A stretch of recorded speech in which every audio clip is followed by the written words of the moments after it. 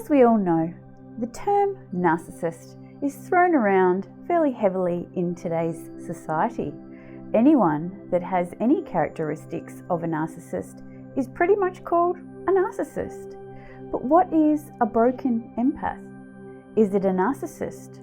Or is it an empath that's on the healing journey that has characteristics of a narcissist? Watch this video.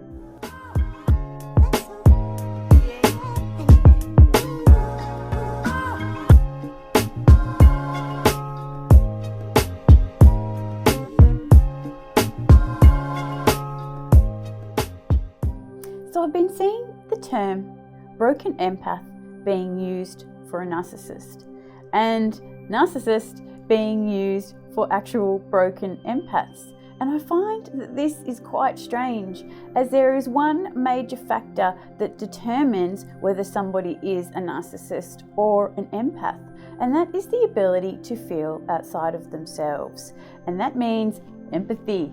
So the fact that in society and in the spiritual community are calling empaths narcissists and narcissist broken empaths doesn't really make sense, as at the end of the day, the narcissist has no empathy. The part of the brain that connects to empathy is not highlighted in studies shown with the cluster B personality group. So the fact that we're saying that they're broken empaths, that there's something broken about them, is incorrect. There is nothing broken. Being a narcissist can be a soul choice. Both the empath and the narcissist incarnated into family dynamics of trauma and to be broken in some way. This was also to increase the ability to be hypervigilant, extrasensory, and finely tuned into their environments. And they were both most likely the family scapegoat. But how does this make the narcissist broken, like they aren't functioning how they intended to function this lifetime or for their soul's evolution? Why can't the narcissist be who they are and have their own abilities in their own right without it having something to do with an empath? Is it because that empaths are seen as good and our societies only like to identify with what's good? From my understanding of narcissism and narcissists, it's a soul choice, and they are here being of service just like empaths and light workers. Just because they're not all about love and light doesn't mean they aren't here helping and bringing about change. And the main motivator for change usually comes from something painful or traumatic. I personally don't know anyone who's made major changes or shifts from just love, peace, and harmony. Narcissists hurt people, and I wouldn't advise anyone to associate with them. But until we stop being a vibrational match to them or get the lessons that they bring, it's important to know that they are here being of service, just like empaths. Everything has a purpose and an ecosystem for balance. Souls and human beings are no exception. If we look back at the Middle Ages and the plague, cats were condemned for being evil and killed off. This created an increase in the rat population that ultimately spread the plague. So, as crazy as it sounds, narcissists are just as needed as empaths. So with all that said, I'm going to go over my interpretation of what a broken empath is, and I'll also be going over some astrology birth charts to explain the dynamics there.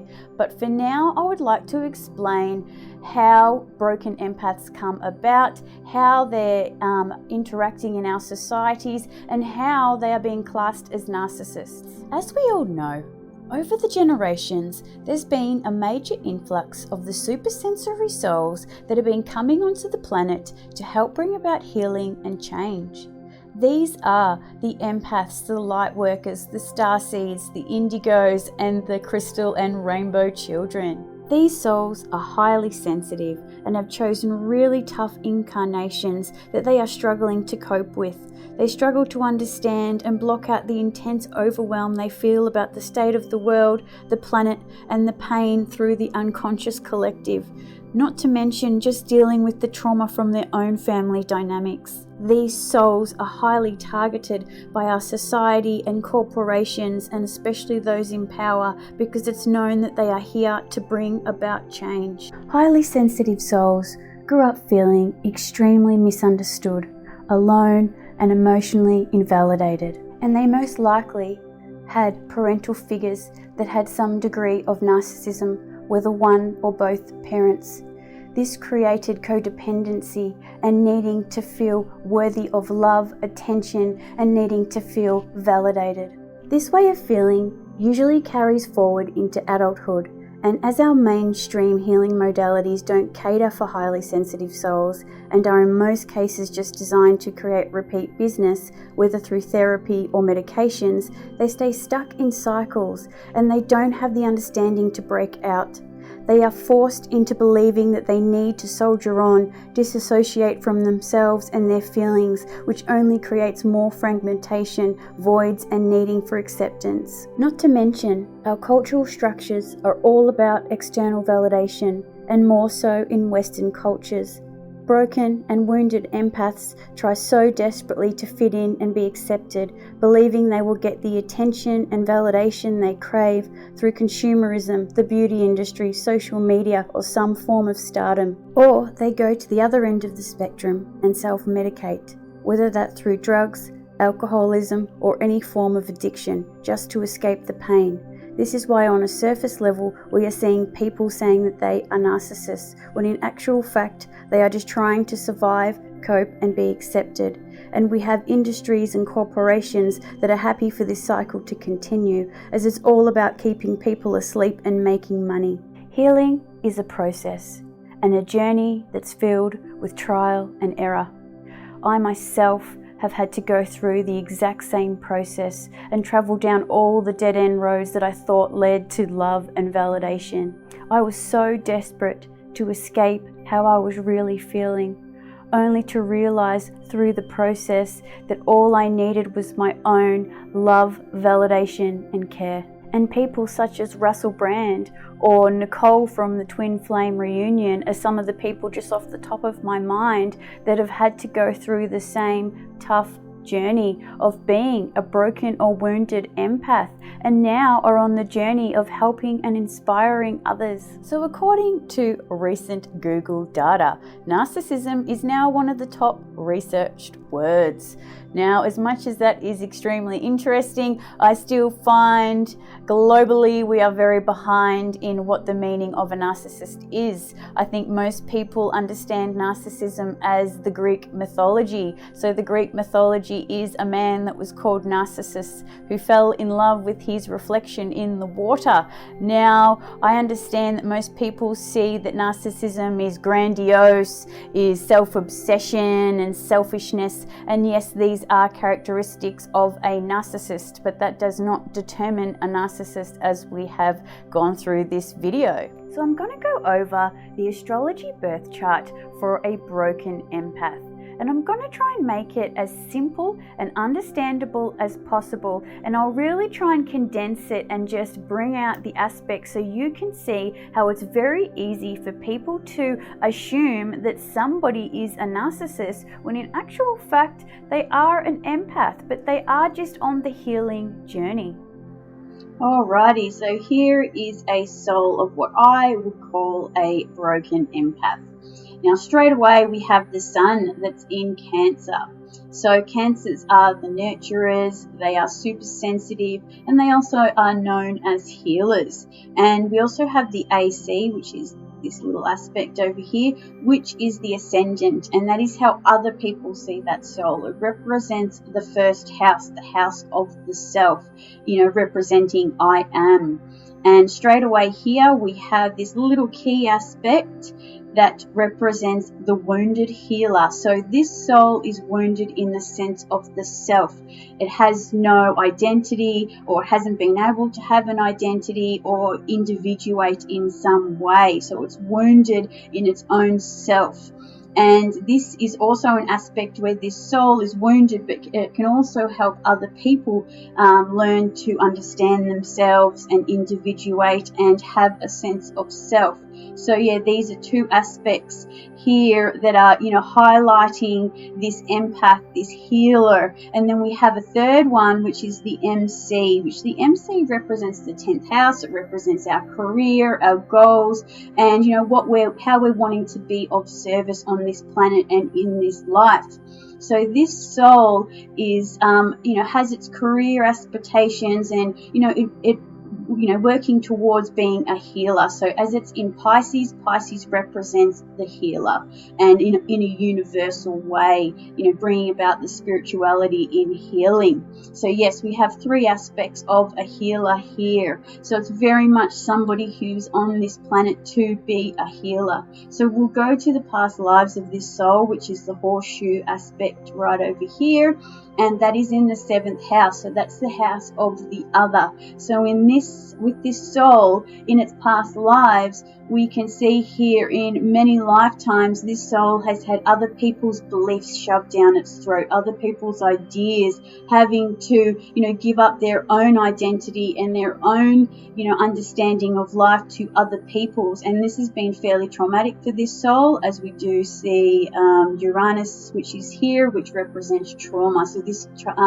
soul has been very traumatized in the sense of taking on other people's beliefs, not being able to have its own understanding of life or its own voice. So then we go back to the opposite direction, which is back where the sun is, with Cancer. So we can see here in the 1st house is the soul's future direction, which is the other side, which is another horseshoe up the opposite way. So this is the direction this soul is wanting to take this lifetime and in its future lives. So this soul is being asked again to individuate, have its own sense of self, have its own sense of authority. And then as well, we've got Mercury. Mercury represents the planet of communication. So this soul is needing to communicate their needs, communicate their desires, and, especially learn its own truth, understand its own needs and verbalize them. So yes, this is very much a soul that needs to be able to express themselves and their identity. So then we can have a look at the soul's emotions. So the moon represents our emotions, and it also represents our relationship with the mother.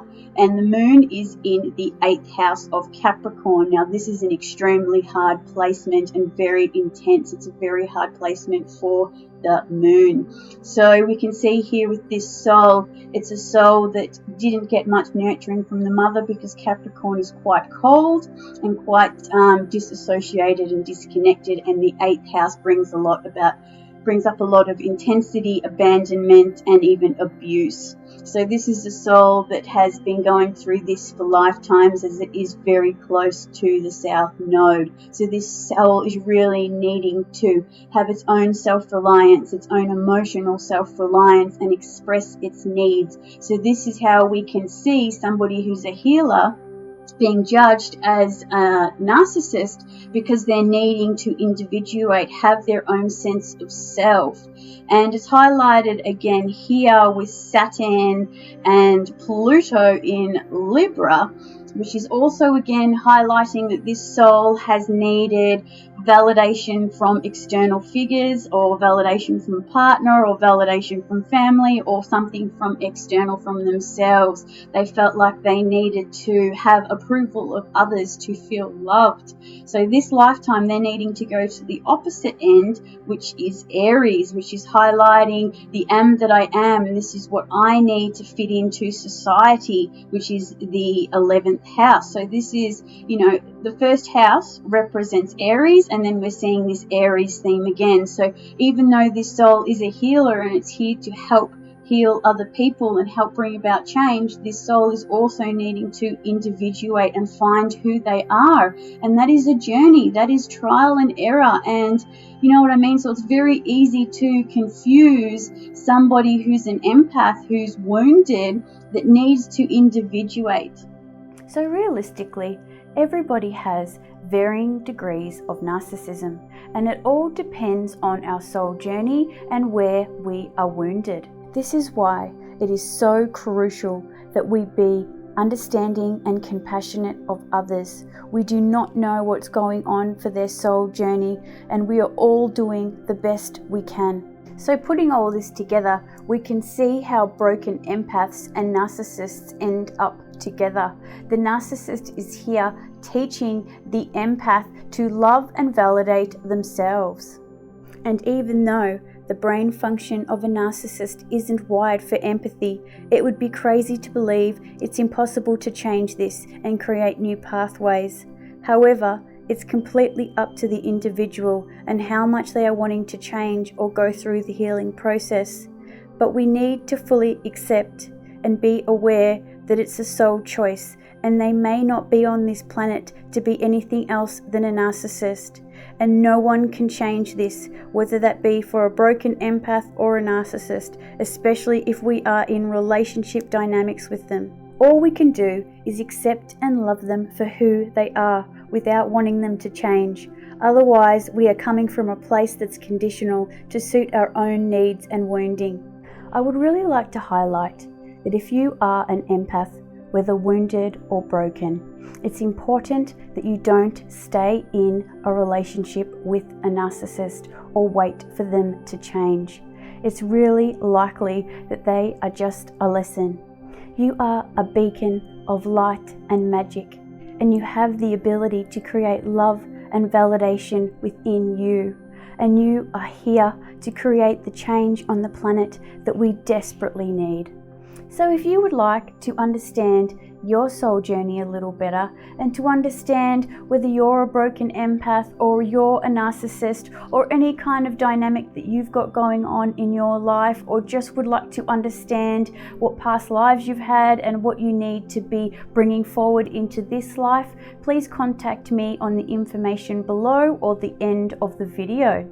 So thank you so much, and many soul journey blessings.